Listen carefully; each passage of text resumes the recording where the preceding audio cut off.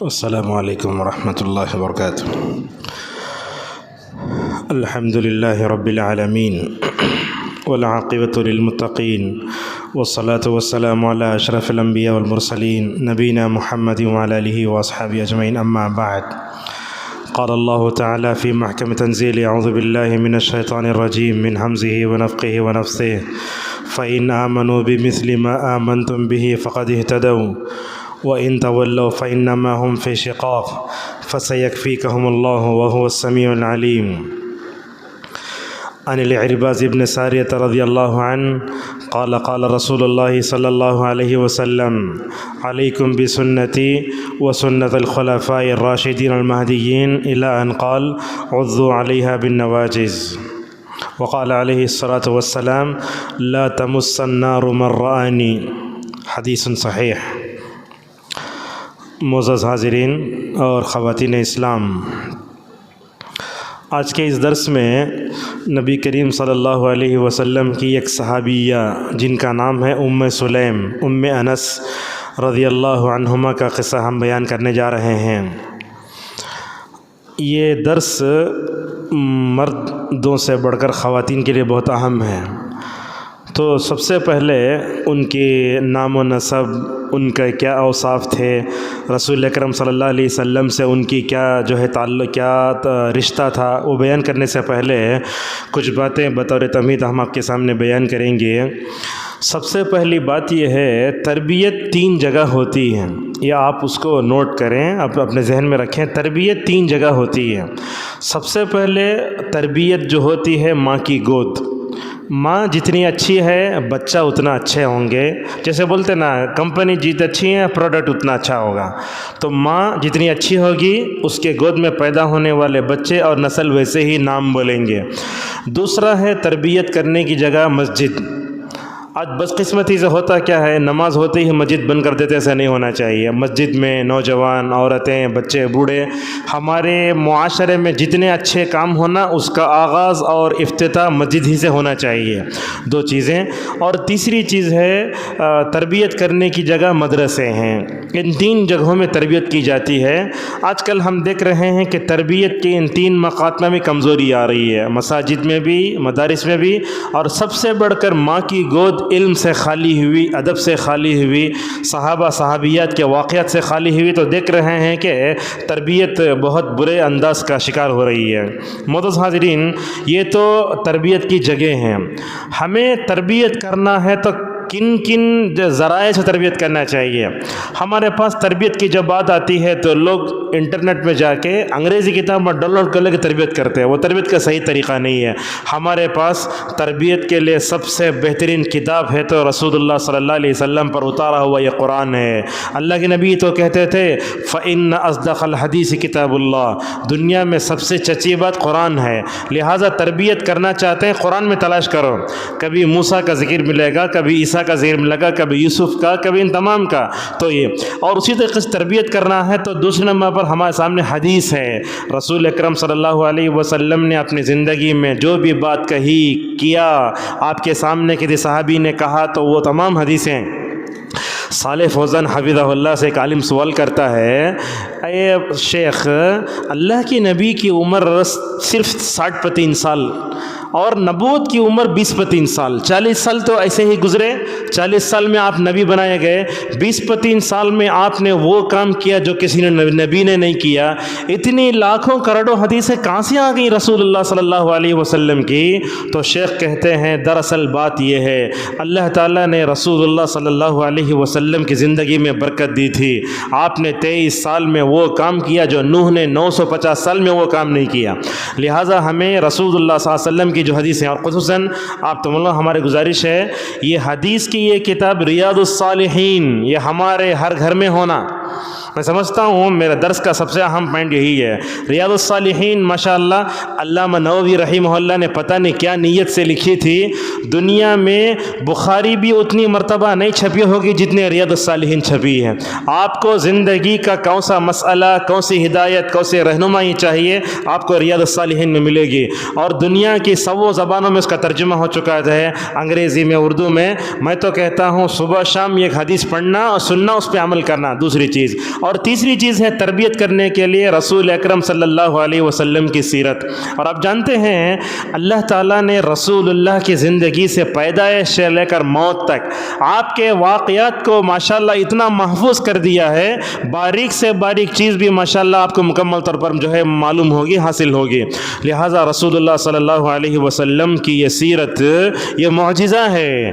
دیکھیں گے آپ دنیا میں کوئی بھی آدمی پیدا ہوتا ہے، مر جاتا ہے، اس کے کچھ وقت بھلا دیے جاتے ہیں، مگر نبی کی بات ویسی نہیں ہے. نبی کی زندگی پیدا ہونے سے لے کر مرتے دم تک رسول اکرم صلی اللہ علیہ وسلم کا ہر واقعہ، آپ کے اوصاف، آپ کی جنگیں، ہر چیز موجود ہے. اسی لیے ابن حزم رحمہ اللہ نے ایک بات کہی، دیکھیے کتنا بہترین جملہ ہے. اگر اللہ تعالیٰ رسول اللہ صلی اللہ علیہ وسلم کو کوئی معجزہ نہ دیتا، آپ کی بے داغ سیرت خود ایک بہت بڑا معجزہ ہے. لہٰذا رہتی دنیا تک کے لیے اللہ تعالیٰ نے رسول اللہ کی سیرت کو محفوظ کر دیا. ہمیں اس کو آئینہ سمجھ کر اس کے سامنے کھڑے ہو کر اپنے تمام عیوب کو پاک کر لینا چاہیے. اور اسی طریقے سے ہمارے تربیت کے لیے چوتھی چیز ہے سیرت صحابہ. آج کل امت میں ایسا ہے، ہمارے نوجوان لڑکے لڑکیاں صحابہ کے نام تک نہیں جانتے. افسوس کی بات ہے. اب نام نہیں جانے تو بھلا بتائیے سیرت کے بارے میں کیسے بتائیں گے؟ یہ بہت اہم ہے. قرآن، حدیث، سیرت نبوی اور سیرت صحابہ رضوان اللہ علیہم اجمعین. سیرت صحابہ ہمیں کیوں پڑھنا چاہیے، یہ بھی بات بتا کے اپنی بات کو آگے بڑھاتے ہیں. سیرت صحابہ کیوں پڑھنا چاہیے؟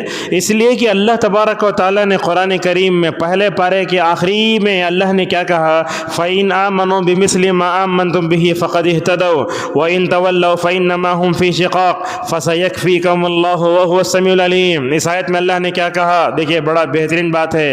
اللہ نے کہا اگر تم صحابہ کی طرح ایمان لاؤ. صحابہ کا ایمان کیسے تھا؟ صحابہ کا ایمان ان کے دلوں میں پہاڑوں کی طرح تھا. ان کا ایمان کیسے تھا؟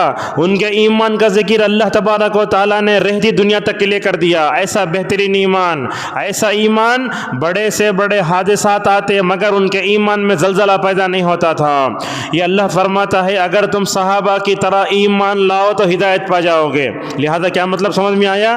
اگر ہم اس دنیا میں ہدایت یافتہ بننا چاہتے ہیں، ہدایت کی دولت سے مالا مال ہونا چاہتے ہیں تو ہمیں صحابہ جیسا ایمان پیدا کرنا ہوگا.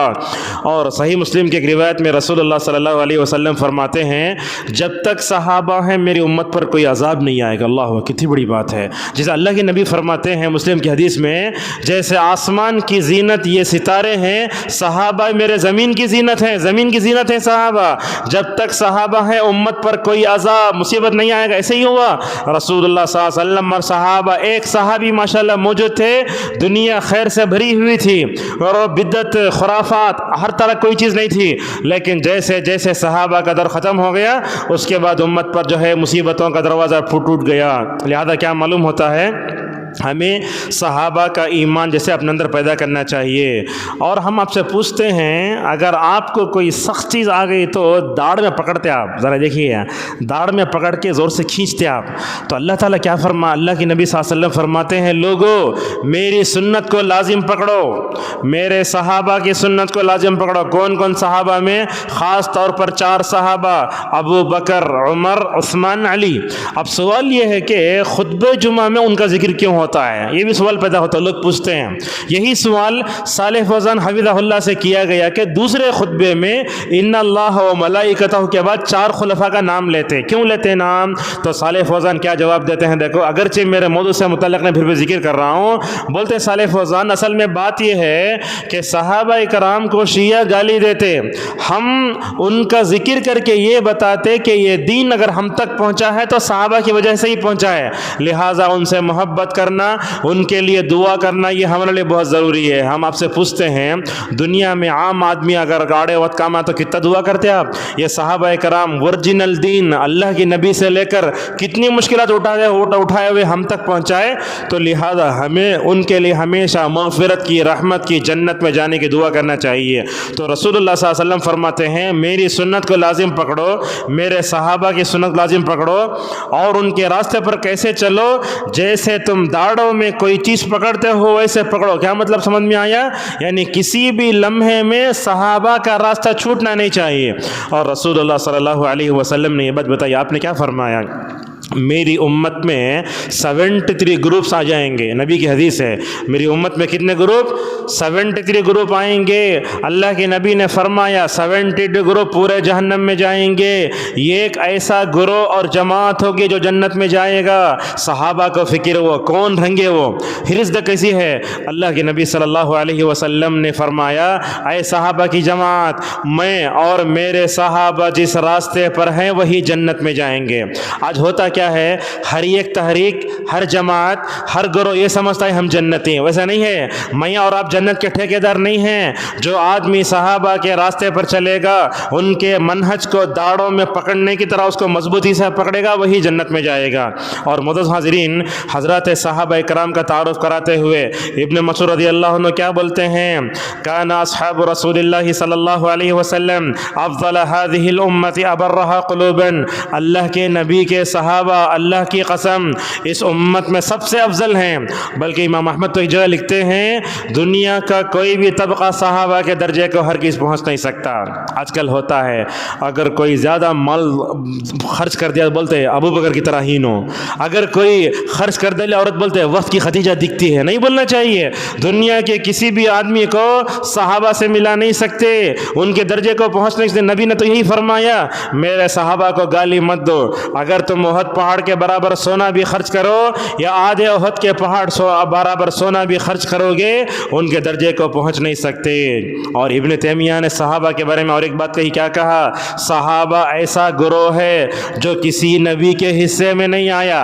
وہ کس کے حصے میں آیا؟ رسول اللہ صلی اللہ علیہ وسلم کے حصے میں آیا.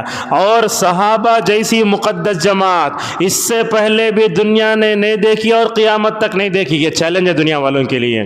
اور اسی طریقے سے صحابہ کی عظمت کے بارے میں امام طحاوی رحمہ اللہ کیا کہتے ہیں؟ حبہم دین و ایمان و احسان. ان سے محبت کرنا دین کا ایک حصہ ہے. ان سے محبت کرنا ایمان کا ایک حصہ ہے. ان سے محبت کرنا احسان کا ایک حصہ ہے. دیکھیے, ہمیں بھی اپنے بچوں کے اندر صحابہ سے محبت پیدا کرنا یہ بھی بہت ضروری ہے. غور سے سنیے بات یہ ہے. مالک رحمہ اللہ کہتے ہیں, کان السلف یعلمون اولادہم حب ابی بکر و عمر کما یعلمونہم سورۃ من القرآن. امام مالک رحمہ اللہ کہتے ہیں, اسلاف اپنی اولاد کو, اسلاف اپنے بچوں کو ابو بکر و عمر کی محبت ویسے ہی سکھاتے تھے جیسے قرآن کی سورت سکھاتے تھے. لہٰذا ہم بھی اپنے گھروں میں بیٹھتے ہیں تو ہمیں اپنے بیوی بچوں کے سامنے صحابہ کا تذکرہ ہونا. یاد رکھیے, کوئی بھی ایسی محفل نہ ہو جس میں اللہ کا ذکر نہ ہو. کوئی ایسی محفل نہ ہو جہاں اللہ کے رسول کا ذکر نہ ہو. میں سمجھتا ہوں صبح سے شام تک اپنے بچوں کے سامنے صحابہ کے واقعات, صحابہ کے ایمان افروز قصے اگر آپ بیان کریں گے, ماشاءاللہ اس کا بہت اچھا اثر جو ہے ہمارے بچوں پر ہوگا. فائدہ کیا ہوگا اس کا؟ فائدہ یہ ہوگا, یہ غلط قسم کے جو نمونے ہمارے بچوں میں بڑھ گئے ہم اس کو نکال سکتے ہیں. کیسے؟ ہمارے بچے اگر منہ کھولے تو یا تو فلمی ستاروں کے بارے میں بات کرتے یا نہیں تو کھلاڑیوں کے بارے میں بات کرتے. لہذا ایسے ہمیں نہیں ہونا چاہیے. ہمیں تو کیا, صحابہ کے نقش قدم پر چل کر ہی ہمیں اللہ تبارک و تعالیٰ کی رضامندی کو جو ہے مکمل طور پر حاصل کرنا ہوگا. اب آئیے اس مختصر سی تمہید کے بعد سلیم رضی اللہ عنہ کے بارے میں ہم آپ کے سامنے بتاتے ہیں. ان کا نام ہے سلیم. ان کے دو نام ذکر کرتے ہیں. بعض علماء نے کہا کہ ان کا نام سہلہ تھا, بعض نے کہا ان کا نام رملہ تھا, کنیت تھی سلیم, اور جو ہے ان کا عمیسہ یا رمیسہ اس طرح کا نام بھی ہمیں ملتا ہے. یہ سلیم کون تھی؟ رسول اللہ صلی اللہ علیہ وسلم کی رشتہ دار ہیں, اور اللہ کے نبی صلی اللہ علیہ وسلم اپنے بیویوں کے گھر کو چھوڑ کر صرف ان کے گھر جاتے تھے. کبھی کبھی تو ایسا ہوتا، روایتوں میں آتا ہے اللہ کے نبی سلیم گھر میں نہیں رہے تو بھی ان کے بستر پر جا کر سوتے تھے۔ اب سلیم میں اور رسول اللہ میں کیا رشتہ تھا وہ بھی سن لیجئے۔ انس رضی اللہ عنہ فرماتے ہیں حضرت نبی کریم صلی اللہ علیہ وسلم سلیم کے گھر جایا کرتے، ان کے بستر پر آرام فرماتے۔ ایک مرتبہ ایسے آرام کر رہے تھے، ہوا کیا، اللہ کے نبی سو گئے تو پسینہ آیا تو کیا ہے، سلیم رضی اللہ عنہ ایک شیشے لے کر رسول اللہ صلی اللہ علیہ وسلم کے قریب جا کر وہ مبارک پسینے کو اپنے شیشے میں اتار رہی ہیں، اللہ اکبر، شیشے میں ایسے اتار رہی ہیں۔ تو اللہ کے نبی پریشان ہو گئے، بیدار ہوئے۔ آپ نے پوچھا سلیم یہ کیا کر رہی ہو؟ تو سلیم نے کہا یا رسول اللہ، بات اصل میں یہ ہے آپ کا جو مبارک پسینہ نا اس میں خوشبو ہے، یہ عطر سے بھی افضل ہے، ہم اس کو لیتے ہیں، ہمارے پاس جو عطر ہے اس میں عطر کو ملا لیتے ہیں اور ماشاءاللہ خوشبو میں اضافہ ہو جاتا ہے۔ تو اس بات کو رکھ کر علماء نے ایک بڑی پتے کی بات بتائی، شاید آپ سنے ہیں نہیں معلوم وہ کیا ہے۔ صالح فوزان حفظہ اللہ بہت بڑے عالم دین عرب کے، ان سے پوچھا گیا، یہ بولتے ہیں جس کے پسینہ اچھا ہے اس کا باطن بھی اچھا ہے، جس کے پسینے میں بدبو آتی ہے اس کا باطن بھی گندا ہے، کیا بات صحیح ہے؟ تو حضرت صالح فوزان حفظہ اللہ کے لیے بات صحیح ہے، جس کے پسینے میں زیادہ بدبو آتی ہے اس کا باطن اندر سے گندا ہے، وہ پسینہ بتا رہا ہے، اور جس کا پسینہ معمولی ہے، زیادہ بدبو نہیں آتی، اس کا مطلب یہ کہ وہ اندرونی اعتبار سے روحانی بیماریوں سے پاک ہے۔ یہ کہہ کر صالح فوزان حفظہ اللہ کہنے لگے، دنیا میں تو رسول اللہ صلی اللہ علیہ وسلم سے پاک کون ہو سکتا ہے؟ آپ کا ظاہر بھی ماشاءاللہ بڑا پاکیزہ، آپ کا باطن بھی پاکیزہ، اور اللہ تعالیٰ نے رسول اللہ صلی اللہ علیہ وسلم کے جو پسینے میں خوشبو دیتی وہ آپ کی خصوصیت ہے، وہ ہمارے اور آپ کے پسینے میں نہیں آ سکتی۔ تو سلیم رضی اللہ عنہ رسول اکرم صلی اللہ علیہ وسلم کے مبارک پسینے کو جمع کر کے اپنے عطر میں ملا کر اس کو استعمال کیا کرتی تھیں۔ اب سوال یہ ہے کہ سلیم کا جو رشتہ ہے رسول اللہ کے ساتھ کیا تھے؟ علامہ نووی رحمہ اللہ لکھتے ہیں رسول اکرم صلی اللہ علیہ وسلم سے ان کے دو رشتے ہمیں معلوم ہوتے ہیں، یہ رسول اللہ کی خالہ لگتی ہیں، کون؟ سلیم۔ بعض لوگوں نے کہا کہ یہ رضاعی بہن بھی ہو سکتی ہیں، مگر علماء نے یہی بتایا ہے کہ یہ رسول اللہ کی خالہ تھی، اور خالہ تو محرم کے درجے میں آتی ہے، بھانجا خالہ کے پاس جا سکتا، بیٹھ سکتا، بات کر سکتا۔ شاید حضرت محمد صلی اللہ علیہ وسلم اسی لیے سلیم کے گھر جاتے، ان کے بستر پر آرام فرماتے، بات کرتے، سب کرتے۔ اور سلیم کو اللہ تبارک و تعالیٰ نے ایک بہت بڑی اعزاز سے نوازا تھا، وہ کیا ہے؟ انصار، جو انصار سمجھتے نا، مہاجرین ایک انصار ایک، انصار کسے بولتے؟ جو مدینے میں اسلام لا کر مہاجرین کی مدد کرے۔ تو حضرت سلیم رضی اللہ عنہ یہ وہ کون ہیں؟ انصاری خاندان کی پہلی خاتون ہیں جنہوں نے اسلام قبول کیا تھا۔ اس کے بارے میں نبی کریم صلی اللہ علیہ وسلم کی حدیثیں بھی ہمارے سامنے ہیں، انشاءاللہ تھوڑی دیر کے بعد ہم آپ کے سامنے بیان کریں گے۔ اب جیسے ہی مدینہ آئے رسول اللہ صلی اللہ علیہ وسلم، مدنی زندگی کے شروع میں ہی حضرت سلیم نے اسلام قبول کر لیا تھا۔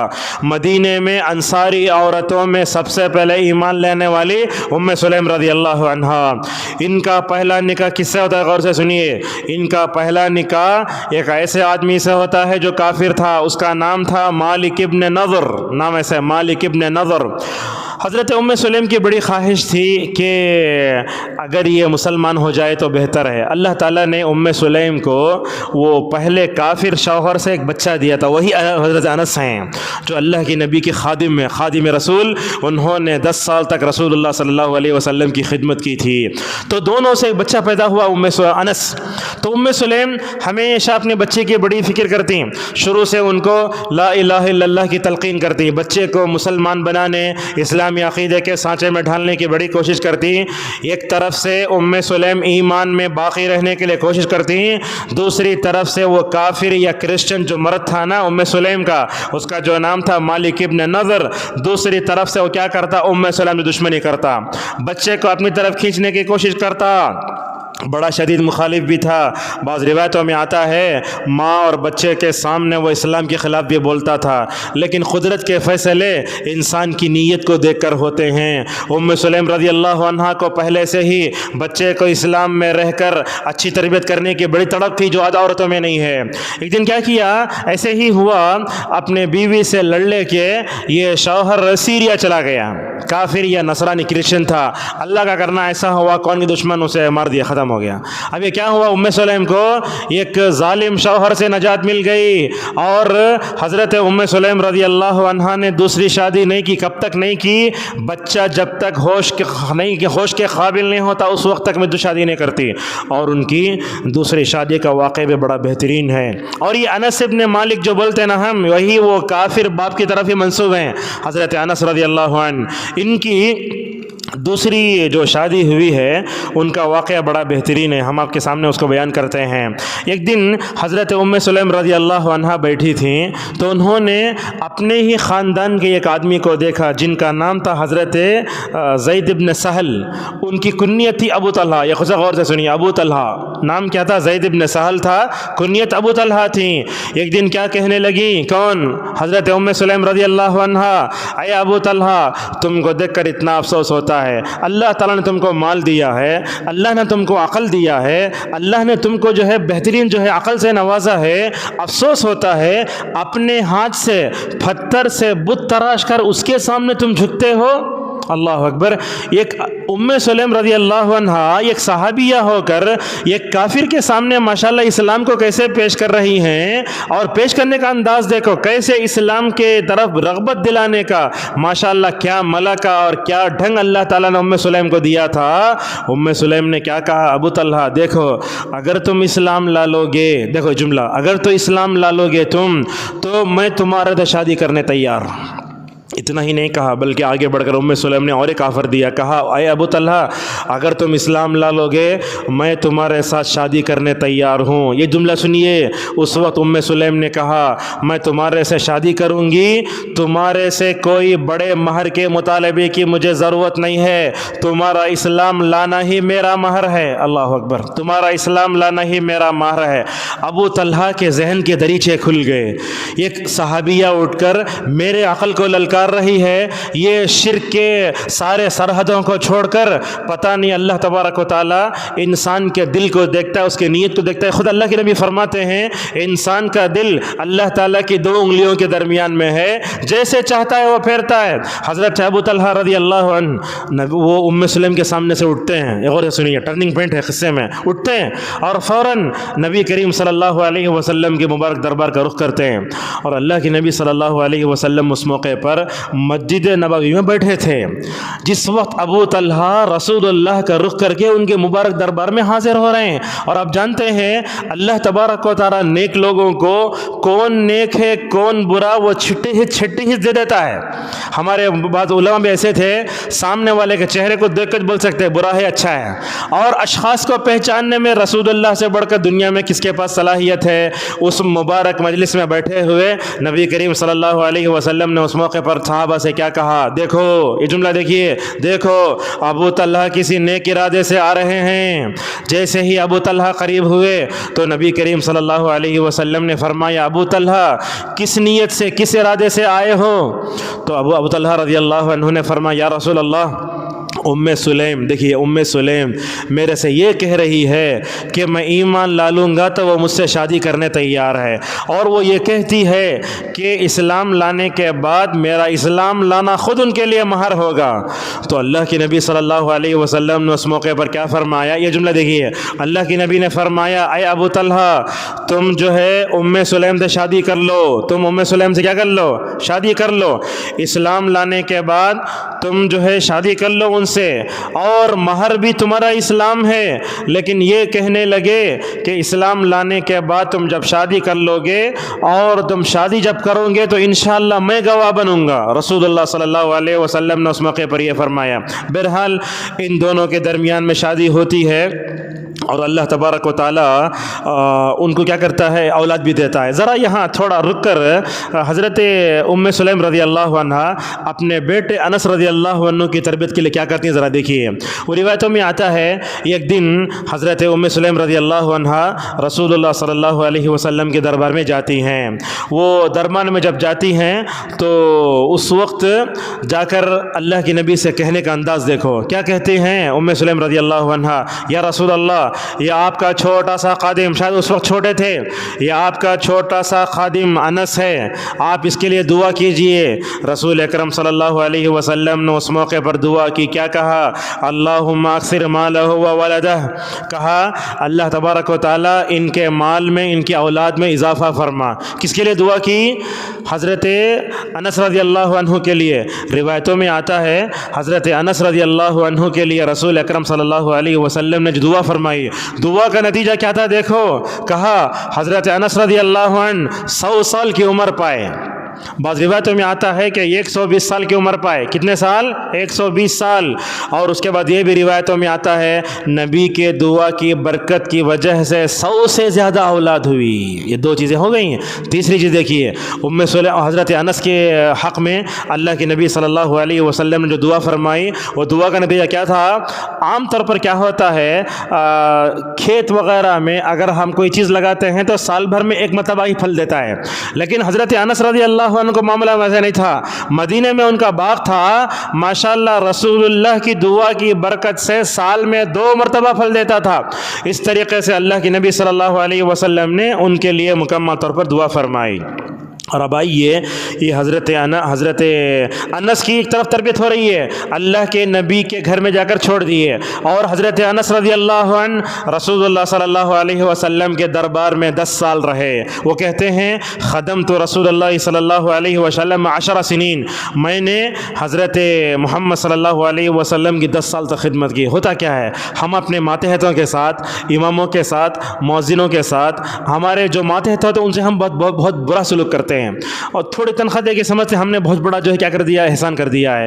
حضرت انس رضی اللہ عنہ اللہ کے نبی صلی اللہ علیہ وسلم کی خادم، اور آپ کیا، اللہ کے نبی بھی اور ان کے آقا بھی۔ تو کہتے ہیں اللہ کے نبی صلی اللہ علیہ وسلم نے 10 سال کی مدت میں نہ کبھی مجھے ڈانٹا اور نہ مجھے کبھی جو ہے غلط انداز سے بات کی۔ کبھی یہ نہیں پوچھا کہ انس تم نے یہ کیوں کیا، کبھی یہ نہیں پوچھا کہ انس تم نے یہ کیوں نہیں کیا۔ ماشاءاللہ اللہ کے نبی کے دربار میں، اللہ کے نبی کے گھر سے بڑھ کر دنیا میں کس کا اچھا ہو سکتا ہے؟ نبی کے گھر میں رہ کر جو ہے ماشاءاللہ بہترین تربیت پائی، اور اس تربیت کا فیض حضرت انس کو کیا ملا؟ وہ صحابہ جنہوں نے زیادہ حدیثیں روایت کی، ان تقریباً 8 صحابہ میں حضرت انس بن مالک رضی اللہ عنہ کا ذکر آتا ہے۔ اور نبی صلی اللہ علیہ وسلم کے گھر میں کیا ہوتا وہ کون بتاتے؟ عائشہ بتاتی۔ عائشہ کے بعد نبی کے گھر میں جو کچھ ہوتا وہ بیان کرنے والے حضرت انس بن مالک رضی اللہ عنہ ہوتے۔ ہوا کیا اس کے بعد؟ ابو طلحہ کی شادی ہو گئی حضرت ام سلیم رضی اللہ عنہ سے۔ علامہ نووی رحمہ اللہ اس بارے میں لکھتے ہیں کہ حضرت ام سلیم رضی اللہ عنہ کا جو مہر ہے، اتنا اچھا مہر میں نے نہیں دیکھا۔ انشاءاللہ اس پر ہم آپ کے سامنے گفتگو کریں گے۔ اور اسی طریقے سے اس میں اور ایک واقعہ ہے حضرت ام سلیم رضی اللہ عنہ کا حضرت ابو طلحہ کے ساتھ جو واقعہ ہے وہ کیا ہے؟ اللہ تبارک و تعالیٰ نے حضرت ام سلیم کو، ابو طلحہ کو ایک بچہ دیا، اس کا نام تھا عمیر۔ کیا نام تھا؟ عمیر۔ اللہ کے نبی وہ بچے سے بڑا کھیلا کرتے تھے۔ یہاں الفاظ مجھے ایسے ہی ملتے ہیں۔ تو ایک دن جو ہے رسول اکرم صلی اللہ علیہ وسلم نے اس بچے سے پوچھا، یا ابا عمیر ما فعل نغیر، کیا بولتے ہیں؟ اے ابو عمیر تمہاری چڑیا کہاں چلے گئی؟ اللہ کے نبی صلی اللہ علیہ وسلم گفتگو کرتے تھے۔ ایک مرتبہ کیا ہوا اور سنیے، ابو طلحہ سفر پہ گئے ہیں۔ ابو طلحہ کہاں گئے؟ سفر پہ گئے ہیں۔ اس دوران کیا ہوا، ام سلمہ کا یہ چھوٹا بچہ عمیر بیمار پڑ گیا، اور بیمار پڑنے کے بعد ہوا کیا، تقریباً شاید فوت ہوا یا نہیں معلوم، ایسے ہی خبریں اس میں روایتوں میں آتی ہیں۔ تو ایک دن ابو طلحہ رضی اللہ عنہ گھر کو آئے، آج کل ایسا ہوتا ہے ہم کسی مسجد میں جنازہ دے کر موت سے ڈرتے ہوئے مسجد ہی بدل لیتے ہیں. وہ حضرات صحابہ کرام ویسا نہیں تھا. میں تو سمجھتا ہوں امت میں جتنا صبر حضرات صحابہ کرام کے اندر تھا کسی طبقے میں نہیں آ سکتا.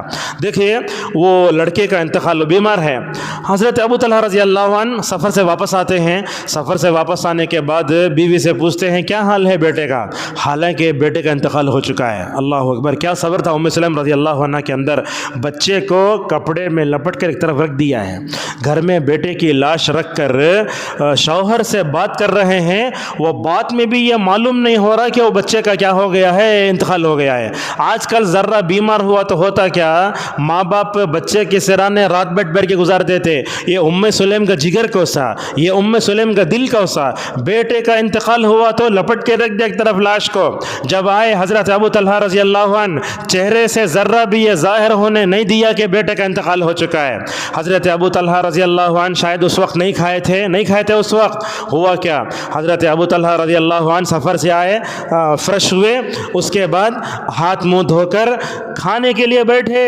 تب بھی سلیم نے یہ ظاہر ہونے نہیں دیا کہ بیٹے کا انتقال ہو چکا ہے. اس کے بعد اور دیکھیے، اس کے بعد جب رات میں ابو طلحہ کو اپنی بیوی سے ضرورت پورے کرنے کی ضرورت پڑی. روایتوں میں آتا ہے کہ سلیم بن ٹھن کے آتے ہیں اپنے شوہر کے لیے. کیا جگر ہے، بولتے نہیں، ساتھ مل کر کھانا کھائے اور ساتھ میں اپنی ضرورت پورے کرنے کے لیے اپنے آپ کو پیش بھی کر رہے ہیں. کس کے سامنے؟ اپنے شوہر ابو طلحہ رضی اللہ عنہ کے سامنے. جب صبح ہوئی تو حضرت ابو طلحہ رضی اللہ عنہ نے پوچھا وہ بالآخر بیٹے کا کیا حال ہے. تو دیکھو، اللہ تعالیٰ کی تقدیر سے راضی ہوں تو انسان کے الفاظ سے یہ جملے نکلتے ہیں. کہنے لگی سلیم رضی اللہ عنہ، جس نے وہ امانت دی اس نے اپنی امانت اپنے پاس واپس لے لی. اللہ اکبر، کیا صبر تھا ان لوگوں کے اندر. حضرت سلیم کے اندر جو وہ صبر کی چٹان. ابو طلحہ بھی صبر کی چٹان. شاید آج کل انتقال ہو جائے، ایسی باتیں کرتے، تقدیر کے خلاف بولتے. اس کے بعد کیا ہوا، حضرت سلیم رضی اللہ عنہ اور ابو طلحہ رضی اللہ عنہ دونوں مل کر نبی کریم صلی اللہ علیہ وسلم کے پاس جاتے ہیں اور کہتے ہیں یا رسول اللہ، آپ جس بچے سے کھیلتے تھے وہ بچہ اللہ کو پیارا ہو چکا ہے. تو اللہ کے نبی صلی اللہ علیہ وسلم نے سلیم اور ابو طلحہ رضی اللہ عنہما کے لیے دعا فرمائی. دعا کا انداز کیسا ہے، کہا بارک اللہ فی لیلتکما، اللہ تبارک و تعالیٰ تمہارے دونوں کی رات میں برکت عطا فرمائے. کیا مطلب، اللہ تعالیٰ ان کو اولاد دے. اس کے بعد ہوا کیا، اللہ کے نبی صلی اللہ علیہ وسلم کی دعا کی برکت سے اللہ تعالیٰ سلیم کو، ابو طلحہ کو ایک بیٹا دیتا ہے جن کا نام عبداللہ. دیکھیے عبداللہ نام، اور ماشاءاللہ وہ عبداللہ ایسا بابرکت بچہ تھا. روایتوں میں آتا ہے کہ نبی کی دعا کا اثر ایسے ہوا، وہ عبداللہ کے بعد ایسے ہی اولاد چلی تو ماشاءاللہ سلیم کے خاندان میں 9 حافظ قرآن اللہ تبارک و تعالیٰ نے پیدا فرمائے. ایک نہیں دو نہیں، کتنے حافظ قرآن؟ 9 حافظ قرآن. اور نبی کریم صلی اللہ علیہ وسلم جو دعا انس کو دیتے تھے، علماء تو کہتے ہیں کہ ان کے ایک غلام تھے جن کا نام تھا ثابت البنانی. اللہ کے نبی کی دعا کا اثر جہاں انس رضی اللہ عنہ کے بچوں پر، انس کی بیوی پر، انس کے باغ پر پڑتا تھا، انس کے غلام اور ان کے غلام کی بیوی بچوں پر بھی رسول اللہ صلی اللہ علیہ وسلم کی دعاؤں کا اثر پڑتا تھا. بہرحال رسول اللہ صلی اللہ علیہ وسلم کی یہ جو خالہ ہیں سلیم رضی اللہ عنہ، دیکھنے میں معمولی لگتی ہیں مگر ان کا بہت بڑا کردار ہے. دیکھو، ایک طرف تو ایک غیر مسلم شوہر سے اولاد ہوئی تو اولاد کی تربیت کا پورا خیال، دوسری ابو طلحہ کے سامنے اسلام پیش کر کے اتنی بڑی قربانی دی کہ میرا اسلام خود مہر بن جائے. اس کے بعد حضرت عمر رضی اللہ عنہ کی پیدائش، ابو عمر کی پیدائش، ان کا انتقال، اس کے بعد بچے پیدا ہونا. ان تمام سفر کے مراحل میں ماشاءاللہ حضرت سلیم رضی اللہ عنہ بڑے صبر کی صفت دیکھ کر جو ہے مکمل طور پر سمجھ میں آتی ہیں. اور اسی طریقے سے آج کے اس درس میں ایک بات اور ہی بتائیں گے کہ سلیم رضی اللہ عنہ کے اوصاف کیا تھے، اللہ تبارک و تعالیٰ نے ان کو کیا کیا اوصاف دیے تھے. سب سے پہلا وصف سلیم رضی اللہ عنہ ہمیں یہ معلوم ہوتا ہے ان کے اندر ایمانی کیفیت ماشاءاللہ بڑی اچھی تھی. اور اسی طریقے سے دوسری چیز یہ معلوم ہوتی ہے سلیم کی زندگی میں صبر بہت تھا. اور تیسری چیز یہ معلوم ہوتی ہے سلیم رضی اللہ عنہ بڑی ہمت والی عورت تھیں. کیا ہوتا ہے ایمان آتا ہے ساتھ میں ہمت آتی ہے. آج کل ہماری خواتین میں دیکھتے ہیں ایمان بھی نہیں ساتھ میں ہمت بھی نہیں. ایسی ہمت ہونا. خنسہ رضی اللہ عنہ ایک صحابیہ ہیں, ان کے بچے میدان جنگ کو جا رہے ہیں تو کیا بولتی ہے خنسہ رضی اللہ عنہ, میدان جنگ میں جا رہے ہو, اللہ کے راستے میں شہید ہونا, واپس نہیں آنا. اگر تم اللہ کے راستے میں شہید ہو جاؤ گے تو میں اللہ کا شکر ادا کروں گی. ان الفاظ میں شکر ادا کیا. ایسے بولا الحمدللہ الذی شرفنی بقتلہم, تمام تعریفیں اس اللہ کے لیے ہیں جس نے مجھے یہ شرف دیا کہ میرے بیٹے اللہ کے راستے میں شہید ہو جائیں, اور اللہ سے مجھے پوری امید ہے کہ اللہ تعالیٰ میری ملاقات جنت میں میرے بیٹوں سے کرائے گا. تو اس طریقے سے ہمارے حضرات صحابہ کرام کا دل اور ان کا ایمان, ان کا صبر ماشاءاللہ بڑا بہترین تھا. اور اسی طریقے سے سلیم کے اوصاف میں ایک وصف یہ بھی ہے ان کے اندر دینداری بھی تھی, اور اسی طریقے سے قوت ایمان, یقین کامل اور حسن توکل ایسے تھا جب ماں کو اللہ پہ بھروسہ ہوتا ہے تو اللہ تبارک و تعالیٰ ماں کو بھی اونچا اٹھاتا ہے, بچوں کو بھی اونچا اٹھاتا ہے. ذرا اس کو سمجھنا ہو تو سن لیجئے. اللہ کے نبی صلی اللہ علیہ وسلم نے واقعہ ذکر فرمایا. وہ کیا, حضرت ابراہیم علیہ السلام کی بیوی ہاجر اپنے شیرخوار دودھ پیتے بچے کو لے کر کہاں چلے گئیں, صفا مروہ کے درمیان میں چلے. اللہ کا حکم تھا جا کے چھوڑ کر واپس آ رہے تھے. اس موقع پر حضرت ہاجر نے پوچھا ابراہیم سے, آپ یہاں مجھے کیوں چھوڑ کر جا رہے ہیں, حالانکہ بچہ چھوٹا ہے, دور دور تک بغیر ستونوں کے آسمان نظر آتا ہے, کھانے پینے کے لیے کچھ بھی نہیں ہے, وہ کیا ہے ایک دم صحرا ہے. تو کیا کہنے لگے ابراہیم, یہ اصل اللہ کا حکم ہے. تو ہاجر کو اللہ پہ توکل دیکھو, کہنے لگی جب اللہ کا حکم ہے تو اللہ ہمیں ضائع نہیں کرے گا. ویسے ہی ہوا, یہ بیٹا یہ ماں وہیں رہے, اور تھوڑا کھجور تھوڑا زمزم, اس پر دن گزرتے رہے. کیوں گزرتے رہے؟ اللہ پہ توکل تھا. اور جب شیرخوار بچہ اسماعیل پانی کے لیے تڑپنے لگا تو ہاجر اپنے شیرخوار بچے اسماعیل کی پیاس کو بجھانے کے لیے دوڑی. وہ دوڑنا اللہ کو اتنا پسند نہ آیا, قیامت تک کے لیے اس کو دلیل بنا دیا. جو بھی آدمی حج کرنے جاتا ہے, جو بھی عمرہ کرنے جاتا ہے, وہ ابراہیم کی بیوی ہاجر اللہ پہ ان کا جو توکل تھا نا, وہ توکل کو یاد کرتے ہوئے دوڑتا ہے. اور حضرت ہاجر کو ہم مکمل طور پر ہمیں یاد کرتے ہیں. اور اسی طریقے سے حضرت سلیم رضی اللہ عنہ, ان کی اسلام کے لیے قربانیاں بہت ہیں. دیکھو مدینہ پہنچتے ہی انصاری خواتین میں سب سے پہلے ایمان لانا یہ کوئی معمولی نہیں تھی. جو اعزاز اللہ تبارک و تعالیٰ نے حضرت سلیم رضی اللہ عنہ کو دیا تھا. اور بڑی قربانیاں, کیا قربانیاں, حضرت انس کے بڑے ہونے تک سلیم نے دوسری شادی نہیں کی. اور سلیم کی اور ایک قربانی, کیا کہا ابو طلحہ سے, اگر تم شادی کرو گے میں تم سے جو ہے شادی کرنے تیار ہوں, ایمان اگر لا لو گے. اور ایمان لانے کے بعد مہر کیا, تمہارا اسلام لانا خود میرا مہر ہے. آج کل عورتوں کو دیکھتے آپ, کتنا بھی بھر کے پنا دو اڑا دو, آخر میں بولتی کیا کرے تمہیں میرے ساتھ. تو اس طریقے سے سلیم رضی اللہ عنہ کی جو قربانی تھی وہ یاد کرنے کی ہے. یعنی عورت یہ کہہ دے کہ تمہارا اسلام خود میرا مہر ہے, ایسا جذبہ عورتوں کے اندر ہونا چاہیے. اور ایسے ہی واقعات رسول اللہ صلی اللہ علیہ وسلم زمانے ہمیں ملتے ہیں. یہ عورت آ کر کہتی یا رسول اللہ میں آپ سے شادی کرنا چاہتی ہوں. رسول اللہ کہتے ہیں میری طرف سے تمہارے سے شادی کرنے میں میرے کوئی خواہش نہیں, رغبت نہیں ہے. تو وہ صحابیہ کہتے ہیں یا رسول اللہ ایسا کرو آپ کے صحابہ میں سے کوئی تو اسے شادی کرا دو. وہ ایک صحابی ہوتے ہیں, ان کو بلا تو ادھر آؤ, شادی کرنا چاہتے ہیں, تو ٹھیک ہے شادی کرنا چاہتے ہیں. تو اس موقع پر نبی کریم صلی اللہ علیہ وسلم نے ایک صحابی کو بلایا تو کہا یہ عورتیں شادی کر لیتے کیا؟ ہاں شادی کر لیتا ہوں. کتنا آسان, گھر کی دہلیز پر کھڑے ہو کر شادیاں ہو جاتی تھیں. شادی کر لے پر راضی ہو گئے تو اللہ کے نبی صلی اللہ علیہ وسلم نے ان سے پوچھا کیا ہے تمہارے پاس؟ تو کیا کہنے لگے, یا رسول اللہ میرے گھر میں لکڑی کا ایک کٹورا ہے, میرے گھر میں کیا ہے, صرف ایک لکڑی کٹورا ہے, اس میں کھاتا پیتا ہوں, اگر وہ لا لوں گا تو میں کیا کروں گا؟ اور پوچھنے لگے یا رسول, اے صحابی تمہارے پاس کیا؟ کہنے لگے یا رسول اللہ میرے جسم پر جتنے کپڑے اتنے ہی ہیں، میرے پاس کچھ نہیں ہے۔ اللہ کے نبی نے ان سے پوچھا تم کو قرآن کی کتنی صورتیں یاد ہیں؟ تو انہوں نے کہا یہ۔ تو اللہ کے نبی نے اس موقع پر کیا فرمایا؟ زوجتکھا بما معک من القرآن، قرآن کی جو صورتیں تم کو یاد ہیں یہی مہر ہے کہ تم اپنی بیوی کو یہ قرآن کی صورتیں سکھا دو۔ آج کل مہر تھوڑا کم ہو گیا تو بیوی کی طرف سے زندگی بھر شوہر تانے سننا۔ یہ صحابہ کے نمونے دیکھو، یہ صحابہ کے نمونے، یہ اسلام کی حقیقی تصویرات کتابوں میں ہے، ہمارے زندگی میں اس کو لانے کی مکمل طور پر سخت ضرورت ہے۔ اور حضرت ام سلیم رضی اللہ عنہا کی بڑی اور قربانیاں ہیں۔ انہوں نے اللہ کے نبی کے دربار میں حضرت انس کو چھوڑ کر جو تربیت کی وہ خود بڑا ہے۔ میں آپ سے پوچھتا ہوں، آپ کا کوئی چھوٹا سا بچہ اگر مدرسے کو چلے جائے، ماں باپ دن سال بھر روتے رہتے، حالانکہ بچہ جا کے 8 سال ہوتا، لیکن ام سلیم کی قربانی دیکھو، اپنے بیٹے کو رسول اللہ کی خدمت میں بھیج کر مالی پریشانیاں جھیل کر کے حضرت انس رضی اللہ عنہ کی مکمل طور پر تربیت فرمائی۔ اور حضرت ام سلیم رضی اللہ عنہ کے اندر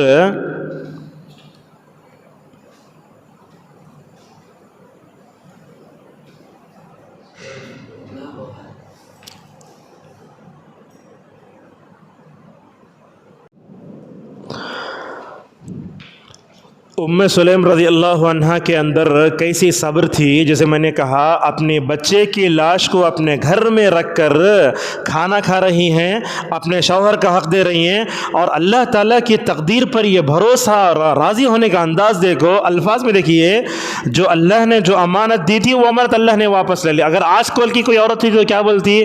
بچے اگر مر گیا تو تیری جگہ اللہ مجھے لے لینا تھا، ایسے طرح کی مکمل طور باتیں کرتے ہیں۔ اور حضرت ام سلیم رضی اللہ عنہ کو اللہ تبارک و تعالیٰ نے بہت بڑا جگر بھی دیا تھا۔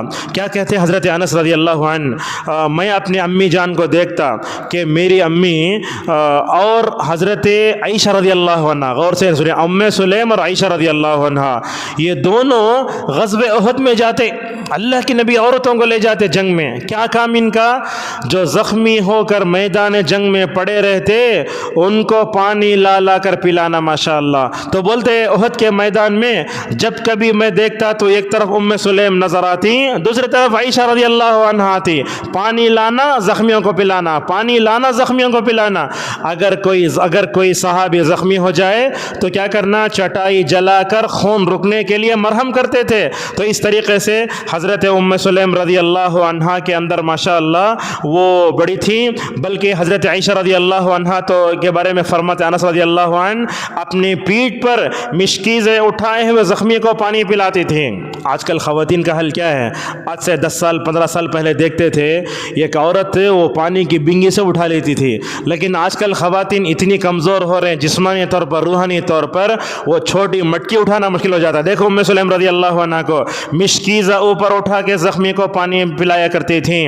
اور ان کا کمال دیکھو، جب رسول اللہ صلی اللہ علیہ وسلم غزوہ خیبر کے لیے روانہ ہوئے 7 ہجری میں، تو جہاد کا ثواب حاصل کرنے کے لیے ام سلیم رضی اللہ عنہ آپ کے ساتھ ہو گئیں۔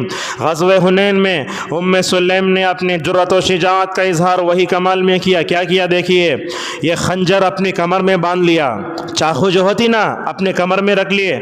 ابو طلحہ رضی اللہ عنہ نے اس کی اطلاع رسول اللہ صلی اللہ علیہ وسلم کو دی، شوہر جنگ میں جا رہا ہے، بیوی بھی جا رہی ہے، اور ام سلیم یہاں کمر کے پاس ایک چاقو رکھی، خنجر رکھی ہے۔ شوہر نے جا کر کہا میری بیوی ام سلیم یہ خنجر رکھ کر میدان میں جو ہے مکمل طور پر آ رہی ہے۔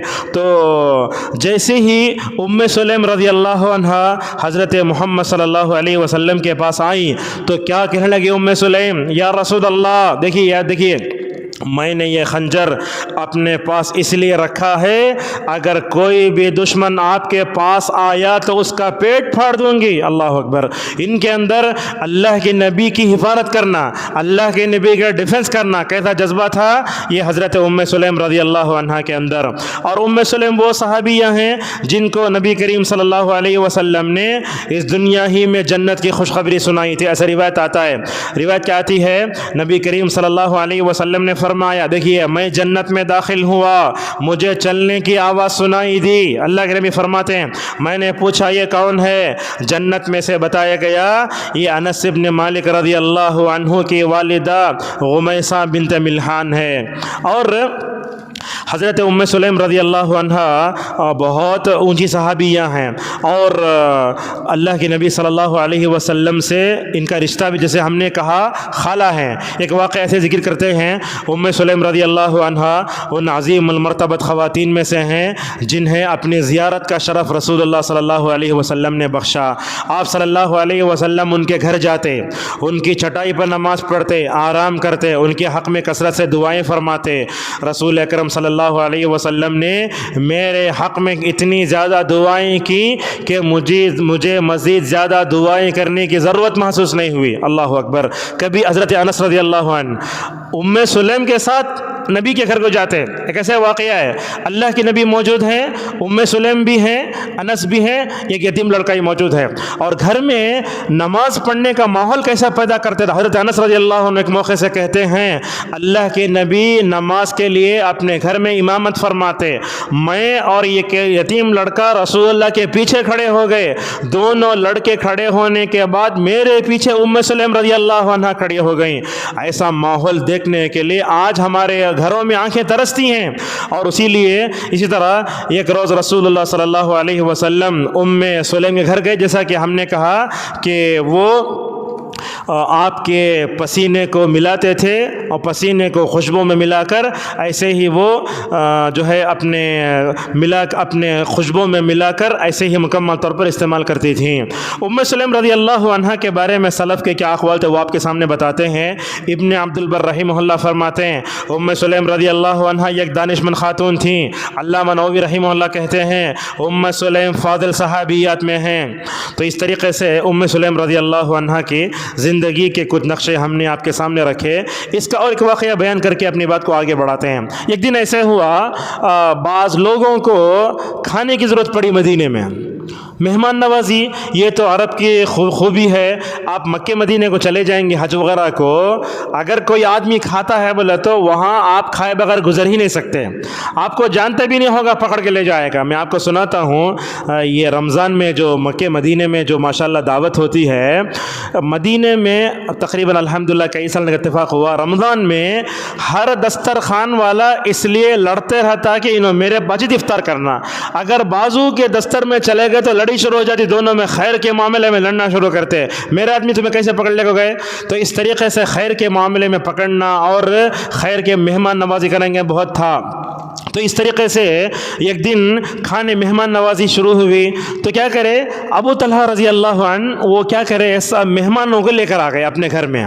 مہمانوں کو لے کر آئے تو اس وقت کیا ہوا, مہمانوں کو لے کر آنے کے بعد گھر میں بچوں کے کھانے کے لیے کھانا ہے اور مہمانوں کے لیے کھانا بنانے کے لیے کوئی راستہ ہی نہیں ہے. تو کیا کیا ابو طلحہ نے ام سلیم سے کہہ دیا ایسا کریں گے مہمان آئے تو ہمارے بچوں کا جو کھانا ہے وہ بچوں کو ہم کیا کریں گے بھوکا ایسے ہی سلا دیں گے, اور جیسے ہی مہمان کھانے کے لیے آئیں گے تو چراغ لائٹ آف کر ڈالنا تاکہ ہمیں ان کے سامنے کھانے کی ایکٹنگ کریں گے, اور سب مہمان کھا کر چلے گئے تو بڑا اچھا رہے گا. ویسے ہی کیا, بچوں کو مہمان کی خاطر بھوکا سلا دیا ماشاءاللہ. اور اس کے بعد جیسے ہی مہمان داخل ہوئے چراغ گل کر دیا. ام سلیم رضی اللہ عنہ اور ابو طلحہ نے ماشاءاللہ مہمانوں کو پیٹ بھر کے کھانا کھلایا. اللہ تبارک و تعالیٰ کو ام سلیم اور ابو طلحہ کی مہمان نوازی کا یہ طریقہ, ایثار کا طریقہ اتنا پسند آیا, اللہ نے آیتیں اتاری سورہ حشر کی جو قیامت تک پڑھی جاتی رہیں گی قرآن میں. کیا آیتیں؟ وَيُؤْثِرُونَ عَلَىٰ أَنفُسِهِمْ وَلَوْ كَانَ بِهِمْ خَصَاصَةٌ, یہ اپنے نقصان رکھتے ہوئے دوسروں کو نفع پہنچاتے ہیں. اللہ تبارک و تعالیٰ نے یہ آیتیں اتاری. آیتیں اتارنے کے بعد رسول اکرم صلی اللہ علیہ وسلم نے ام سلیم کو بلایا, ابو طلحہ کو بلایا اور کہا اے ابو طلحہ دیکھو, رات میں تم نے اپنے بچوں کو بھوکا سلایا, لائٹ آف کر کے تم خود بھوکے رہ کر اپنے بچوں کو بھوکا رکھ کر تم نے اپنے مہمانوں کو کھانا کھلایا نا یہ کارکردگی اللہ کو اتنی اچھی دکھی، اللہ نے تمہارے بارے میں آیتیں اتاری ہیں۔ اور اللہ تعالیٰ قرآن میں اگر کسی کے بارے میں آیتیں اتارے، اس سے بڑھ کر خوشخبری اور مسلمان کے لیے کیا ہو سکتی ہے۔ اور اسی طریقے سے سلیم رضی اللہ عنہا کے اور بہت بڑے کارنامے ہیں، لیکن یہاں میں اپنے درس کو ایسے ہی روکتا ہوں۔ اس وقت ایک چیز ہے، اس کو بیان کر کے اپنی بات کو ختم کرتا ہوں۔ سلیم رضی اللہ عنہا کی زندگی سے ہمیں کیا سبق ملتا ہے، یہ بیان کریں گے 10 منٹ میں انشاءاللہ۔ سب سے پہلی بات ہے سلیم رضی اللہ عنہا کی جو زندگی ہے، ابو طلحہ کی زندگی ہے، یہ بات یاد رکھیں آپ۔ امت اگر عزت چاہتی ہے، امت اگر عروج چاہتی ہے، اسے کھلاڑیوں کے پیچھے، فلمی ستاروں کے پیچھے بھاگنے کے بجائے صحابہ کی سیرت پڑھنا ضروری ہے، یہ بہت اہم ہے۔ دوسری چیز ہے، آپ دیکھیں گے ماشاءاللہ دنیا میں، آپ دنیا میں کسی کے بھی قصے سناؤ، لوگ سنتے کبھی توجہ ہٹا لیتے۔ میں نے خود اپنے زندگی میں تجربہ کیا ہے، اگر صحابہ کی سیرت بولو ماشاءاللہ 24 گھنٹے بولو تب بھی امت سننے تیار ہے۔ اللہ تبارک و تعالیٰ نے ان کی زندگی میں، ان کی حکایات میں، ان کے واقعات میں ایسی چاشنی اور ایسا اٹریکشن رکھا ہے، انسان جب بولتا ہے تو انسان سنتے جاتا ہے۔ بلکہ تو میں تو کہتا ہوں جیسے ہی ہم صحابہ کے واقعات پڑھتے ہمارے ایمان میں اضافہ ہو جاتا ہے۔ خطبہ سنو، درس سنو، صبح و شام کے درس سنو، اگر کوئی صحابہ کا واقعہ بولا نہیں ماشاءاللہ، اور وہ صحابہ وہ ہیں جن کا تذکرہ اللہ تعالیٰ نے اس توریت میں کیا جو موسیٰ پر اتری تھی، اللہ نے صحابہ کا تذکرہ کس میں کیا، اس انجیل میں کیا جو حضرت عیسیٰ علیہ السلام پر اتری تھی۔ اور اسی طریقے سے ہمیں یہ بات یاد رکھیں، دوسری بات آج کے درس کی، صحابہ کے نقش قدم پر چلنے سے ہی اللہ راضی ہوگا۔ یہ کہاں سے ملا ہمیں؟ یہ ہم نہ قرآن سے ملا۔ اللہ نے صحابہ کے بارے میں کیا کہا؟ رضی اللہ عنہ۔ جب بھی صحابی کا نام ہوتا ہم کیا بولتے ہیں؟ رضی اللہ عنہ۔ کیا مطلب سمجھ میں آیا؟ اللہ جن سے راضی ہوا ان کے نقش قدم پر چلے، ان کے راستے کو داڑوں میں پکڑنے کی طرح اگر پکڑ لیا اللہ ہم سے راضی ہو جائے گا۔ اگر ہم ان کو چھوڑ کر دوسروں کے راستے پر چلیں گے تو کیا ہوگا؟ کامیاب بھی نہیں ہوں گے، منزل کو پہنچ بھی نہیں پائیں گے، اور اللہ تبارک و تعالیٰ کی رضامندی حاصل کرنا بھی ہمارے لیے مشکل ہو جائے گا۔ اور اسی طریقے سے آج کے درس سے تیسرا پیغام یہ ہے، صحابہ کی سیرت انسان کو جینے کا حوصلہ دیتی ہے۔ اس ملک ہندوستان میں ہم رہتے ہیں، کتنے پرسنٹ ہیں؟ 18% ہیں، 88% وہ لوگ ہیں، 82% ہم لوگ۔ کبھی ہم کم ہیں انہوں زیادہ ہیں دیکھ کر دل چھوٹا نہیں کر لینا۔ مکی دور میں صحابہ کتنے تھے؟ شروع ہوئے ایک مرد، 2 عورتیں، ایک غلام، ایک آزاد، مگر ماشاءاللہ اللہ کے نبی صلی اللہ علیہ وسلم نے افراد کی فیکٹری تیار کی، اس میں سے افراد کو نکالا۔ جابر رضی اللہ عنہ کہتے ہیں اللہ کے نبی جب حج کو نکلے، میں سامنے دیکھتا تو حد نگاہ تک مجھے صحابہ نظر آتے تھے، دائیں دیکھتا تو صحابہ نظر آتے تھے، بائیں طرف دیکھتا صحابہ نظر آتے تھے۔ یہ کیا؟ یہ 20-25 سال کی محنت میں نبی کریم صلی اللہ علیہ وسلم نے لاکھوں افراد کو تیار فرمایا۔ لہذا ہمیں صحابہ کی سیرت کو اور ان کے واقعات کو پڑھ کر اپنے اندر جینے کا حوصلہ پیدا کرنا چاہیے۔ 13 سال میں حضرات صحابہ کرام کو کیا کیا تکلیفیں جھیلنے پڑیں، وہ واقعات سنے تو ہم نہ رونا تو آتا، لیکن ان واقعات کو پڑھ کر ویسے صبر و استقامت کی چٹان بننا، یہی اصل میں ہمارا کارنامہ ہے۔ اور اسی طریقے سے صحابہ کے واقعات کو پڑھنے سے ہمیں یہ بھی ملتا ہے اللہ تبارک و تعالی ہماری وحشت کو دور کرتا ہے۔ کیسے وحشت دور کرتا ہے؟ آپ دیکھیے آج کل ہمارے زندگی میں ٹینشن بہت ہے، کیسا کیا ہو رہا ہے، کچھ بھی ہو رہا ہے۔ عبداللہ بن مبارک رحمۃ اللہ علیہ بہت بڑے محدث ہیں، انہوں ہمیشہ اکیلے بیٹھے رہتے۔ لوگ جا کے پوچھتے آپ کیوں اکیلے بیٹھے ہیں تو کیا جواب دیتے معلوم؟ میرے پاس نبی کی سیرت ہے، میرے پاس صحابہ کی سیرت ہے۔ جو آدمی اپنے پاس صحابہ کی اور نبی کی سیرت اگر رکھ لے اس کو کیا وحشت محسوس ہوگی۔ لہذا ہمیں یہ کرنا چاہیے، اور اسی طریقے سے ہمیں یقین رکھنا چاہیے پورے صحابہ جنتی ہیں۔ اللہ کی نبی نے فرمایا جن آنکھوں نے مجھے دیکھا ہے ان آنکھوں کو جہنم کی آگ نہیں چھوئے گی۔ اللہ اکبر، کتنی بڑی فضیلت۔ اور اللہ تعالیٰ نے یہ فرمایا وَكُلًّا وَعَدَ اللَّهُ الْحُسْنَى، اللہ تعالیٰ نے تمام صحابہ سے جنت کا وعدہ فرمایا۔ اور اسی طریقے سے ہمیں اس درس ایک بات معلوم ہوتی ہے کہ ہمیں صحابیات کے نام سے اپنا نام رکھنا چاہیے۔ جسے ہم نے بتایا نام رکھنا بولے تو کھلاڑیوں کے نام، فلم ستاروں کے نام نہیں۔ ابو بکر نام رکھو، یہ نہ کہو کہ ابو بکر کا نام پرانا ہو چکا ہے، یہ نہ کہو عمر کا نام پرانا ہو چکا ہے، عائشہ کا نام پرانا ہو چکا ہے۔ افسوس کی بات ہے چپل کی دکان کا نام عائشہ فٹ ویئر، اپنی ماں کے نام سے نام رکھ کے کتنی آپ اہانت کرتے نا، یہ بڑی غلط ہے۔ یہ آپ نام پرانا ہو گیا تو کیا، لیکن کردار تو آنا۔ اور میں تو یہ کہتا ہوں صحابہ صحابیت کا نام رکھ کے اللہ سے دعا کرو، اے اللہ میری بیٹی کے اندر عائشہ کے اخلاق پیدا کر دے تو۔ ابو بکر نام رکھ کے اللہ سے دعا کرو، اے اللہ ابو بکر کا ایمان دے تو۔ ایسے ہی ہوتا تھا، حضرات صحابہ کرام اپنے بچوں کا نام ابو بکر رکھتے تھے، صحابہ کرام اپنی بیٹیوں کا نام زینب رکھتے تھے۔ یہ کیوں؟ اس لیے کہ نام کا بھی انسان پر اچھا اثر ہوتا ہے۔ ہم فلمی ہیروئیں اور کھلاڑیوں کے نام رکھے تو بچے بھی کیا بنتے، ہیرو ہی بنتے۔ اور اسی طریقے سے ہمیں تربیت میں ترتیب کا خیال کرنا چاہیے۔ انشاءاللہ ایک 10 منٹ میں اپنی بات کو سمیٹ لیں گے۔ تربیت میں ترتیب۔ آج کل کیا ہوتا ہے، ہمارا بچہ بڑا ہوا مکتب میں قرآن پڑھتے بھیجتے، غلط ہے ترتیب۔ یہ ترتیب کیا ہے، سب سے پہلے اس کے ایمان کو نکھارو، اس کے دل میں عقیدے کو بٹھاؤ۔ ایمان کیسا رہنا، پہاڑ جیسا مضبوط رہنا۔ جندب بن عبداللہ رضی اللہ عنہ کہتے ہیں ہم نبی کریم صلی اللہ علیہ وسلم کے ساتھ، یہ بہت اہم پوائنٹ ہے، ہم نبی کریم صلی اللہ علیہ وسلم کے ساتھ ہوتے تھے۔ اللہ کے نبی ہمیں سب سے پہلے ایمان سکھاتے، بعد میں قرآن سکھاتے، ہمارے ایمان میں اضافہ ہوتا۔ ترتیب سمجھ گئے نا، پہلے کیا، ایمان، بعد میں قرآن، تو اس کے بعد کیا ہوتا، ایمان میں اضافہ ہوتا۔ مستدرک حاکم کی روایت ہے، حضرت عبداللہ ابن عمر رضی اللہ عنہ فرماتے ہیں ایک وقت تمہارے اوپر ایسا آنے والا ہے، تم سب سے پہلے اپنے بچوں کو قرآن پڑھاؤ گے، بعد میں ایمان سکھاؤ گے۔ آدمی سورہ فاتحہ سے لے کر سورہ ناس تک پڑھے گا، اسے کیا پڑھا سمجھ میں نہیں آئے گا۔ تو ہمارے گھروں میں بھی یہ ماحول ہونا، بچے کو سب سے پہلے کیا سکھانا، عقیدہ۔ اسی لیے تو اس کے کان میں اذان دی جاتی ہے، اسے بتایا جاتا ہے تمہارے ماں کے پیٹ سے نکالنے والی جو ذات ہے وہی بڑی ہے، اسی کے سامنے رکوع کرنا، سجدہ کرنا، سب کچھ کرنا۔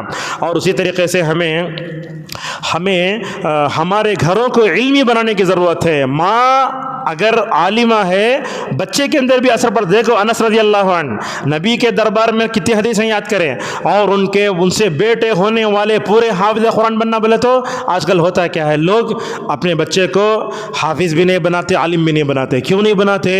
کیا بولتے معلوم، لوگ حافظ عالم بنائے تو میرا بچہ بھوکا مر جاتا، نعوذ باللہ۔ ایسے سوچ پر افسوس ہوتا ہے۔ آپ بتائیے دنیا میں کوئی سا تو بھی عالم آج تک بھوکا رہا؟ لاک ڈاؤن میں بھی ماشاءاللہ علماء کو جو ہے اللہ بھوکا نہیں رکھا، عالم کا بھی بھوکا نہیں رہتا۔ اور کچھ لوگ ایسے بھی ہوتے، عالم کو بیٹی نہیں دینا با، ارے عالم کو بیٹی دو گے نا، تمہارے گھر میں عالم پیدا ہوں گے اور تم انشاءاللہ تمہاری دنیا آخرت سب سنورے گی۔ یہ علماء کے ساتھ بدزنی کرنا، علماء کے پاس مال کم رہا تو یہ کہنا انہیں بیوی کو نہیں دیتا، بچوں کو نہیں دیتا، یہ سب غلط بات ہے اور علماء کی بدگمانی ہے۔ لہٰذا ماں بیٹے مل کر ماشاءاللہ پورا گھر علم بنائے۔ اور خوشگوار زندگی کا ایک جو اصول یہ بھی ہے کہ ہمیں صبر کرنا چاہیے۔ دیکھو ام سلیم رضی اللہ عنہ نے صبر کیسے کیا۔ آج کل بچوں میں صبر نہیں ہے۔ کیسا؟ بچے بولتے ابو چاکلیٹ لاؤ، اور وہ لائے بغیر گھر میں داخل ہو جاؤ، بولو گھر میں پوری جنگ، باپ کو مار رہا ہے، ماں کو مار رہا ہے۔ کیوں؟ ہم اپنے بچوں کے اندر صبر پیدا نہیں کر سکے۔ اور آج کل تو یہ 5G 6G 7G کا ماحول، فوراً ڈال تو فوراً آ جا رہا ہے، ڈاؤن لوڈ ہو جا رہا ہے، ایڈوانس ہو جا رہی دنیا۔ ان تمام چیزوں سے ہمارے صبر کا خاتمہ ہو رہا ہے۔ یہ ہمارے اسلاف جو تھے صبر کر کے دنیا میں اچھے بنے، اور صبر کے بغیر میں سمجھتا ہوں دنیا میں کوئی کامیاب نہیں ہو سکتا۔ یہ بڑی اہم چیز ہے۔ اور اسی طریقے سے ہمارے اندر داعیانہ مزاج ہونا۔ عورتیں کیا کرتی ہیں، بس کچن کے حد تک، گھر تک رہتی ہیں۔ دیکھو ام سلیم رضی اللہ عنہا کو ایک صحابیہ ہو کر حضرت ابو طلحہ کے اسلام لانے کا ذریعہ بنی، یہ بہت اہم ہے۔ اور بعض لوگ تو بولتے ہمارے میں اور پچھلے جو ہے نسلوں میں بہت بڑا کردار یہ ہے جو بھی مسلمان ہوتا وہ داعی بن جاتا۔ آج کہاں ہے ہمارا داعیانہ مزاج ہے؟ اتوار کو وہ دعوت کا اسٹال لگ کر 4 لوگ کھڑے ہو جاتے ہیں، ورنہ سب لوگ غائب رہتے نہیں۔ پورے لوگ اسلام کے لیے دعوت دو، اسلام کے لیے وقت دو، یہ ہونا چاہیے۔ اور اسی طریقے سے ہمیں اچھا شوہر بہت بڑی نعمت ہے۔ آج کل گھروں میں ہوتا دیکھو، آپ دیکھتے ہیں آپ شوہر کی عظمت نہیں ہے۔ یہ کیوں عظمت نہیں ہے؟ سوشل میڈیا کے پورے کرامتیں ہیں۔ اب اس میں کیا دکھا تھا سوشل میڈیا میں، بیوی شوہر کو مار رہی ہے اور بیوی بھی ڈر ڈر کے پیچھے بھاگ رہا ہے۔ ہماری خواتین یہ سوشل میڈیا میں دیکھ لے کے گھروں میں ڈراتے ہیں، حالانکہ بیوی جو ہے شوہر سے ڈر کر رہنا سو کیا بولتی معلوم عورتیں آج تمہارے ساتھ رہنا ضروری کی کیا میں تمہارے ساتھ ہے تو زندگی گزرتی کی؟ تمہیں چھوڑ دو لو مجھے جان دے۔ جب خلا طلاق کا مسئلہ آتا تب سمجھ میں آتا ہے عورت کو زبان چلانا بہت آسان ہے لیکن صبر سے بہت زندگی گزارنا بہت ضروری ہے۔ تو یہ شوہر بہت بڑی نعمت، قدر کرنا چاہیے۔ ہمارے پاس تو کیا کیا ہوتا معلوم گھروں میں، دیکھو ام سلیم رضی اللہ عنہا اگر چاہتی تو بیٹے کے پاس شوہر کے خلاف ماحول کر سکتی تھی، آج کل ایسا نہ ہوتا، بچوں میں جا کے باپ کے خلاف ماحول بناتے، نہیں ہونا چاہیے۔ تو اس طریقے سے ہمیں اچھا شوہر جب ملتا ہے تو اسی کیا کرنا، اس کی قدر کرنا چاہیے۔ رسول اللہ صلی اللہ علیہ وسلم نے کیا فرمایا، جو عورت روزہ رکھتی، نماز پڑھتی، سب کچھ کرتی، شوہر اگر راضی ہیں جنت کے 8 دروازوں سے بلائے جائیں گے۔ اور فرمایا رسول اللہ نے، جو بیوی اپنے شوہر کی اطاعت نہیں کرتی اس کی عبادت اس کے سر کے اوپر سے بھی نہیں اٹھتی۔ اور ایک اس واقعے سے اپنی بات کو ختم کرتے ہیں، وہ کیا ہے، ایک عورت علامہ البانی رحمۃ اللہ علیہ سوال کرتی ہے، آج تک میں ایمان کا مزہ ہی نہیں چکی میں، ایک عورت بولتی ہے۔ اچھا، اب علامہ البانی رحمۃ اللہ علیہ تو ماشاءاللہ ابن حجر کے بعد علامہ البانی تک ایسا محدث 800 سالوں میں پیدا نہیں ہو سکا، ویسے بڑے محدث تھے۔ تو علامہ البانی رحمۃ اللہ علیہ نے اس عورت سے کہا، دیکھو میں تم کو رسول اللہ کی ایک حدیث سناتا ہوں، اگر تم اپنے ایمان کا مزہ چکنا چاہتی ہو تو اپنے شوہر کو خوش کرو۔ جب شوہر راضی ہے ایمان کا مزہ چکے، کون؟ عورت۔ اگر اس کا شوہر راضی نہیں ہے، اپنے شوہر کی بات نہیں مانتی ہے، ایمان کا مزہ نہیں چکے گی۔ اور اسی طریقے سے اس درس کے آخری میں ہم یہ بتاتے ہیں کہ مہمان نوازی بھی ہونا چاہیے، اور اس درس سے یہ بھی معلوم ہوتا ہے کہ ماں باپ کی نیکی کا اثر ماشاءاللہ بچوں پہ پڑتا ہے۔ ام سلیم بھی نیک، ابو طلحہ بھی نیک، ان کا اثر ان کے بچوں پر پڑا۔ اور اسی طریقے سے رسول اللہ صلی اللہ علیہ وسلم کی دعا کا اثر ہمیں دنیا میں دکھتا ہے، تو ہمیں کیا کرنا چاہیے، اپنے بچوں کے لیے دعا بھی کرنا چاہیے۔ اور اسی طریقے سے آخری بات ہے آج کے درس کی، اگر نابالغ بچے مر جاتے ہیں تو ان پر ہمیں صبر بھی کرنا چاہیے۔ حضرت ام سلیم اور ابو طلحہ جو بچہ پیدا ہوا تھا ابو عمیر، جب انتقال ہو تو انہوں نے صبر کیا نا۔ اور اللہ کے نبی صلی اللہ علیہ وسلم کی 3 حدیثیں بیان کر کے اپنی بات کو ختم کرتے ہیں۔ معاملہ کیا ہے، اللہ کے نبی صلی اللہ علیہ وسلم نے فرمایا، جب اللہ تعالیٰ، غور سے سنیے، جب اللہ تعالیٰ فرشتوں کو بھیجتا ہے چھوٹے بچے کی روح قبض کرنے کے لیے، وہ فرشتے جاتے روح قبض کر کے واپس آ جاتے ہیں، تو اللہ تعالیٰ فرشتوں سے پوچھتا ہے، جب تم نے میرے اس بندے کے جگر کے ٹکڑے کی روح قبض کی تو میرے بندے نے کیا فرمایا؟ تو فرشتے بولتے ہیں، یا اللہ حمیدک واسترجع، انہوں نے انا للہ و انا الیہ راجعون کہہ کر الحمدللہ کہا۔ چھوٹے بچے کا انتقال ہو جائے تو کوسی ماں الحمدللہ بولے گی، بولیے، جو اپنے رب کی تقدیر پر ایمان رکھتی ہے۔ تو اللہ تبارک و تعالی فرشتوں سے کہتا ہے، کیا کہتا ہے، یہ صبر کرنے والے ماں باپ کے لیے جنت میں گھر بنو اور اس کے لیے جنت میں نام رکھو بیت الحم۔ ایک تو ایک ہو گئی۔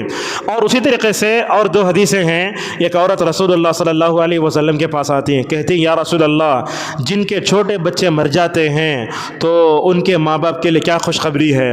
تو آپ صلی اللہ علیہ وسلم فرماتے ہیں، اگر وہ ماں باپ اپنے نابالغ بچوں پر صبر کرتے ہیں، اللہ تبارک و تعالیٰ ان کو جو ہے جنت میں بھیجے گا۔ وہ صحابیہ پوچھتی ہیں، کتنے بچے؟ اللہ کے نبی بولتے 3۔ تو وہ صحابیہ پوچھتی ہیں، 2 ہو؟ تو اللہ کے نبی بولتے 2۔ تو وہ پوچھتی 1، اللہ کے نبی بولتے 1۔ تو کیا سمجھ میں آیا؟ اگر ماں باپ اپنے نابالغ ایک بچے کی موت پر بھی صبر کریں گے، ماشاءاللہ اللہ تبارک و تعالیٰ اس بچے کے ذریعے ان ماں باپ کو جنت میں بھیجے گا۔ اور آخری حدیث ہے، رسول اللہ صلی اللہ علیہ وسلم نے یہ فرمایا، قیامت کے دن عدالت جو ہے، اللہ کی عدالت میں میزان قائم کیا جائے گا۔ غور سنیے، یہ میزان ہے، اللہ کا میزان کیسے ہے؟ میزان اللہ کا ترازو اتنا چوڑا ہے، اس میں زمین کو بھی تول سکتے، آسمان کو بھی تول سکتے، وہ ترازو اتنا بڑا ہے۔ رسول اللہ صلی اللہ علیہ وسلم نے فرمایا، اللہ کے ترازو میں کون سی چیز بھاری ہوگی؟ آپ نے فرمایا، اس کو بھاری کرنے والے سب سے پہلے چیز لا الہ الا اللہ ہے، الحمدللہ ہے۔ ہے، اللہ اکبر ہے۔ اور میزان میں جو لوگ بھاری ہوں گے وہ کون؟ جن کا کیریکٹر اچھا ہوگا۔ یہ بیان کرتے کرتے رسول اللہ صلی اللہ علیہ وسلم نے حدیث میں یہ بیان فرمایا، دیکھیے جس کے بچے نابالغ بچے مر جاتے ہیں اور وہ ماں باپ صبر کرتے ہیں، اللہ تعالیٰ ایسے ماں باپ کے صبر کو بھی ترازو میں تولے گا اور وہ قیامت کے دن جنت میں جائیں گے۔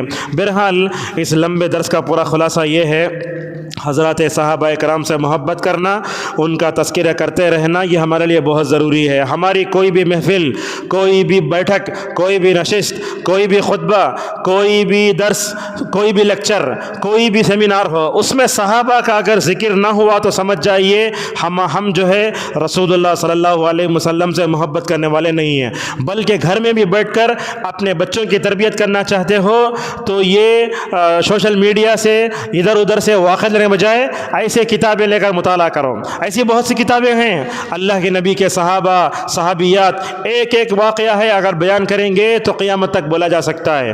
تو اللہ تبارک و تعالیٰ سے ہماری دعا ہے کہ اللہ تعالیٰ ہم سب کو جو بھی کہا ہے سنا ہے اس پر عمل کرنے کی ہم سب کو توفیق عطا فرمائے۔ اللہ تعالیٰ ہم سب کو ام سلیم رضی اللہ عنہا اور ابو طلحہ رضی اللہ عنہا اور دیگر صحابہ کے نقش قدم پر چل کر اپنے بیوی کی، اپنے بچوں کی صحیح تربیت کرنے توفیق عطا فرمائے۔ حضرات صحابہ کرام میں دین کے لیے مر مٹنے کا جو جذبہ تھا، اللہ تعالیٰ وہ جذبہ ہمارے اندر پیدا فرمائے۔ اور رسول اکرم صلی اللہ علیہ وسلم نے صحابہ کی تربیت میں یہ ترتیب کا جو خیال رکھا نا، پہلے ایمان بعد میں قرآن، اللہ تعالیٰ ان نبوی اصولوں کو ہمیں جو ہے لینے توفیق عطا فرمائے۔ اللہ تعالیٰ ہمارے مردوں کی حفاظت فرمائے، عورتوں کی حفاظت فرمائے، اور ہماری خواتین کو خصوصاً صحابیت کی سیرت کو پڑھنے اور ان کی روشنی میں اپنے بچوں کی تربیت کرنے اور اپنے ان اولاد کی صحیح تربیت کرنے توفیق عطا فرمائے۔ رب یہ بچوں کی تربیت میں جو بھی کوتاہی ہوتی ہے ہم تمام کو معاف فرما۔ اللہ تبارک و تعالی ہم سب کو قیامت کے دن رسول اللہ کے ساتھ جنت میں جمع فرما۔ اللہ تعالی ہم سب کو قیامت کے دن صحابہ کے جماعت کے ساتھ ہمارا حشر فرما۔ وآخر دعوانا الحمد للہ رب العالمین۔